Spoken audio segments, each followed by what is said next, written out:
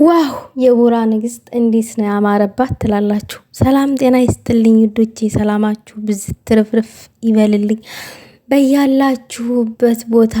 ውድ ተዋህዶ እምነት ተከታዮች እንኳን አደረሳችሁ ለዳግማ ትንሣኤው። በዓሉ የሰላም የፍቅር ያደርግልን ብያለሁ። ያው ጉዶቼ እኔ ላለመከፋት ላለመደበር በጣም እየሞከርኩ ነው። እኔ በዓል ሲመጣ ሁሌም ነው የሚከፋኝ፣ ሁሌም ነው የምነግራችሁ። ግን በጠዋት በጣም ያስደሰተኝ ነገር አይቼ ነው የመጣሁት። ቅምጥላችን ቅማማችን እንዴት እንዳማረባት ኢንስታግራም ላይ ጎራ ስል ሹክክ ስል ነው ያየሁትኝ።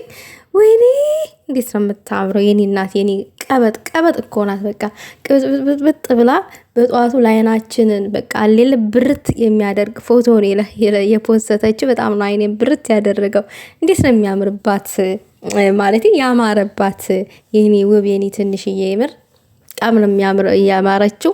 ግን እኔ ይሄንን ፎቶ ሳይ ብቻዋን ስትፖስት ለበዓል አብረው ሆኖ አይለቁልንም ወይ እነዚህ ልጆች? በቃ ተናንቀን እርስ በራስ ገደል መግባታችን ነው በቃ እንዴ። ግን ጠብቁ፣ በትዕግስት ይለቀቃል ውዶቼ።